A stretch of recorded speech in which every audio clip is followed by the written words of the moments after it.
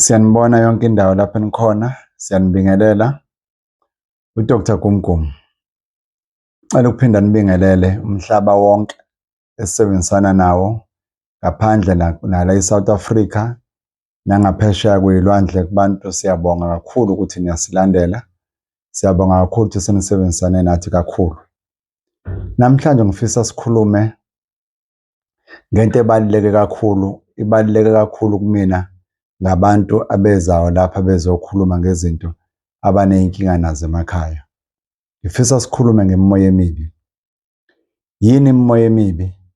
Imoya emibi izithunzi ohlangabezana nazo mawulele, uzwa kuba nento ebanga umsindo phezu kwendlu, noma uzwa ucindezeleka endlini, noma uzwa ushiselwa, noma uzwe endlini kunento ekubambayo, noma kunento ekukrinyayo. Imimoya le evakashela abantu masebelele, imimoya le efika kubantu masebelele. Ngithi la ekhaya usizo lokulungisa isimo esikanjalo liyatholakala la ekhaya. Siyabasiza abaningi abantu, kuya ngokuthi ukuphi, ukhuluma ngasiphi isimo.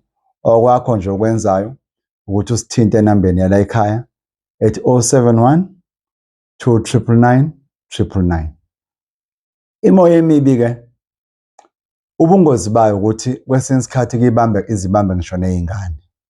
Uthola ukuthi uma ungayilungisanga iy'ngane zisencane, ilokhu ikhule naye, enye izigcine isiphila kumntwana, kugcine uma esekhulile sekuthiwa unesilwane unani, kanti bekuyimimoya emibi. Imimoya emibi iyayidingeni, iyayidinga into yokulungisa egcekeni, iyayidinga into yokuqinisa igceke. Kahle kahle imimoya emibi leyo. Ngiyakubona nje ukuqinisa igceke khona qobo lakho nakho enye into, kodwa sengikhuluma ngabantu abathi uma ngilele ngiyacindezeleka, uma ngisekhaya ngizwa kunento engathi iyanokha emnyango, uma ngithi ngiyalala ngizwa kunento engathi izongena embhedeni, uma ngithi ngiyaphupha ngizithola ngiphupha kabi, ngibambeka noma ngiklinyeka noma ngasakwazi ukuphakama. Imimoya emibi leyo. Zingaba ningi izizathu zemimoya emibi kumuntu nakumuntu. Omunye uthola ukuthi ulandelwa yileyo moya phambilini, uke wayihlanganisa nesimo esinemimoya engemihle.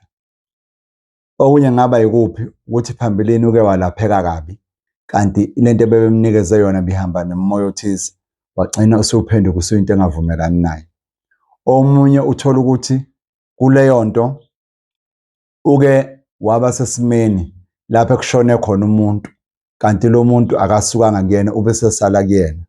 Omunye uthola ukuthi ufake izinto, ugqoke izinto zomuntu oshonile, kanti lezo zinto ayifikanga kuyena ngokwelungelo.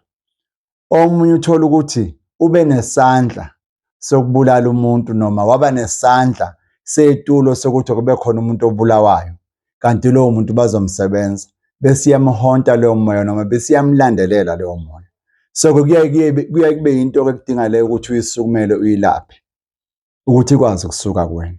Omunye uthola ukuthi indlu ahlala kuyona, umuntu owayehlala lapho washona, wangakhishwa kahle, so leyo moya iyakwazi ukuthi ilandelele lowo muntu.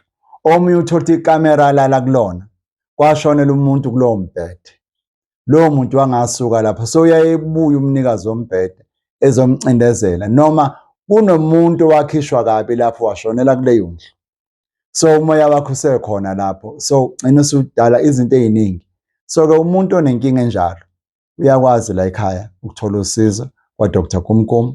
So-ke kukuwena-ke ukuthi isimo sakho sikuyiphi indlela. Okwakho ukuthi ungasi-WhatsApp-a noma ukhulumisane nathi, noma usifonele enambeni ethi 071 299 999. Ngisho ngabe ukude kangakanani, akuyona inkinga le, siyokwazi ukuthi sisizane nawe kuleyo nto. Umuntu okude kakhulu, ezinye izimo siyakwazi ukuthi simthumelele lezo zinto azokwazi ukuthi ayisebenzise lapho, ngoba yisuke zinama-direction nama-instruction, and ngiyatholakala nasefonini isikhathi ngisho ngaze sekulate kanjani, ngikwazi ukudirecta umuntu ukuthi lento ekanjena nekanjena ilungiswa ngayiphi indlela. Ngiyabonga kakhulu. Ngiyacela ukuthi nisilandelele, nisubscribe ukuze ningezukwaluza namanye amavidiyo ethu alandelayo. Till next time siphinde sikhulume kwenye ividiyo elandelayo.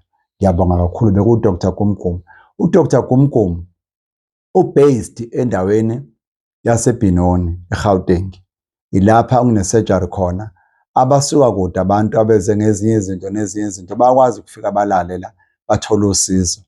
And uDr Gumgum ulapha kuzo zonke izifo and asize kuzo zonke ezinye izimo, from ey'meni zemali, ey'meni zemizi, ey'meni zey'nkinga, ey'meni zey'nkantolo, ey'meni zamacala, nokunye nokunye. Siyakwazi ukuthi silaphe kukhona. Okwakho ukuthi ukhulumisane nathi, usifonele noma usi-WhatsApp, sibe sesikwazi ukukutshela sizokwenza kanjani ngayiphi indlela, ngoba kukhona konke esingakubeka la. Ngiyabonga kakhulu wena osinikeza indlebe. Leyo video mayibe nosizo kuwena ungayithumelela futhi nomunye umuntu ezomsebenzela. Ngiyabonga kakhulu.